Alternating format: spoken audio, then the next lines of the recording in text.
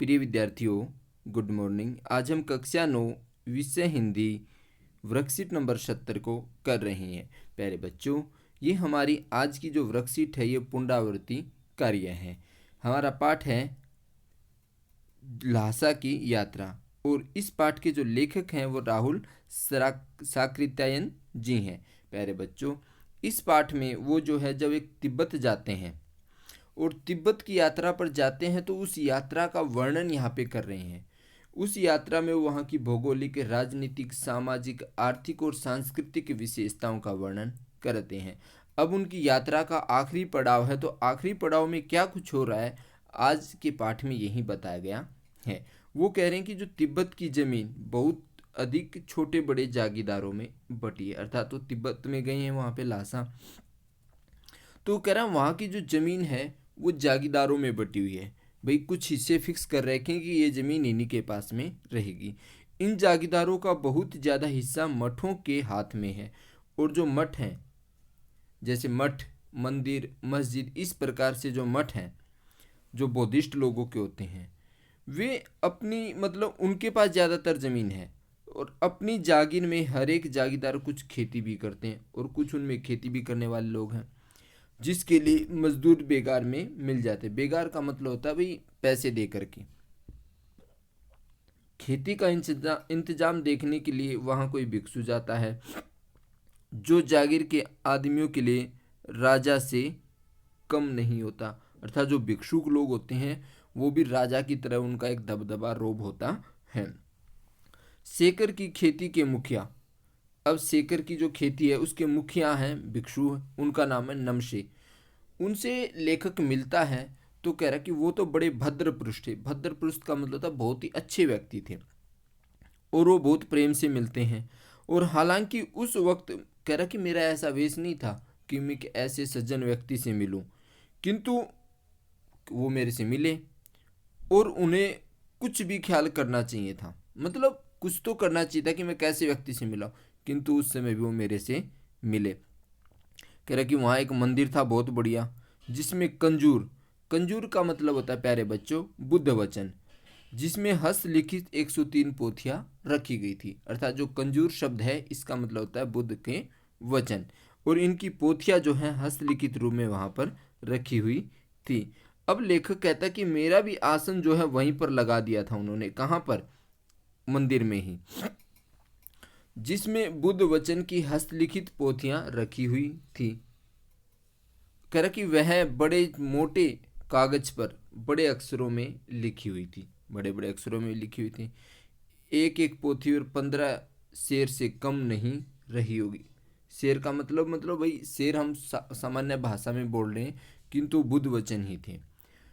शुमती ने फिर आसपास अपने यजमानों के पास जाने के बारे में पूछा। जो शुमती था वहाँ का, ये नाम है किसी का, वो जो यजमान थे, जो व्यक्ति थे, अक्सर उनको यजमान बोल देते हैं, जो जिनके अनुयायी होते हैं उनको,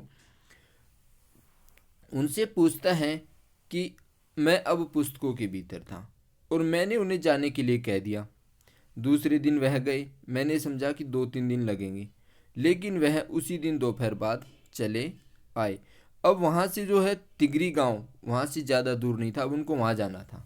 तो वो क्या करते हैं, अपना अपना सामान पीठ पर उठाते हैं और भिक्षु जो नमसे था जहाँ पे वो ठहरे हुए थे उससे विदाई लेकर के जो तिगी गांव था उसकी ओर चल पड़ते हैं। अब प्यारे बच्चों, अब इसके अभ्यास के प्रश्न हैं कि जागीरों में खेती का इंतजाम देखने के लिए किसे भेजा जाता है। तो प्यारे बच्चों, जागीरों में खेती का इंतजाम देखने के लिए भिक्षु को भेजा जाता है। जो जागीर के आदमी थे उनके लिए राजा से कम नहीं होता है। तो ये प्रथम प्रश्न का आंसर है। सेकर की खेती के मुख्य भिक्षु का क्या नाम था? सेकर की खेती के मुख्य भिक्षु का नाम था नेमसे। प्यारे बच्चों, आपने यदि चैनल सब्सक्राइब नहीं किया है तो आप चैनल को लाइक करें, सब्सक्राइब करें और अपने दोस्तों के पास जरूर शेयर करें। अब इसके जो प्रश्न नंबर 3 है, कंजूर किसे कहते हैं? प्यारे बच्चों, कंजूर अर्थात जो बुद्ध के वचन हैं उनके अनुवाद की पोथी होती है, उसी को हम कंजूर कहते हैं। लेखक ने इस बार सुमति को अपने यजमानों के पास जाने के लिए क्यों कह दिया था? क्योंकि लेखक पुस्तकों के भीतर था, अर्थात पुस्तकें पढ़ रहे थे। पुस्तकों के भीतर होने का मतलब है कि वो वहाँ पे पुस्तकों का अध्ययन कर रहे थे, इसलिए जो है लेखक ने, इसलिए ऐसे लिखा जाएगा, थोड़ी सी मिस्टेक हो गई है, इसलिए लेखक ने सुमति को अपने यजमानों के पास जाने के लिए कह दिया। अब प्यारे बच्चों प्रश्न नंबर 5 है। हालांकि उस वक्त मेरा वेश ऐसा नहीं था कि उन्हें कुछ भी ख्याल करना चाहिए। कथन के अनुसार हमारे आचार व्यवहार के तरीके वेशभूषा के आधार पर तय होते हैं। आपकी समझ से यह उचित है अथवा अनुचित। प्यारे बच्चों अपने विचार लिखिए कि भाई लेखक कह रहा है ना कि मेरा वेश ऐसा नहीं था, फिर भी जो है जो नम से भिक्षुक था वो मेरे से मिला, कर उसको कुछ तो ख्याल करना चाहिए था कि मैं कैसे व्यक्ति से मिल रहा हूँ जिसके कपड़े अच्छे नहीं है, ऐसे ही है। तो आपके विचार से क्या बात ये उचित थी या अनुचित, ये बताना है आपको। तो प्यारे बच्चों किसी के कपड़ों को देख करके हम उसके गुणों का आकलन नहीं कर सकते हैं, क्योंकि हो सकता है एक व्यक्ति ने बहुत अच्छे कपड़े पहने हो किंतु उसमें गुण बिल्कुल भी ना हो, एक व्यक्ति जो बिल्कुल साधारण कपड़ों में हो किंतु गुणों का उसके पास भंडार हो। तो हम किसी के कपड़ों को देख करके उसके चरित्र का, उसके गुणों का, उसके व्यक्तित्व के बारे में हम नहीं जान सकते हैं। किंतु कपड़ों से कई बार ये होता है उसका व्यक्तित्व झलकता जरूर है किंतु वास्तविक गुणों को हम नहीं जान पाते हैं।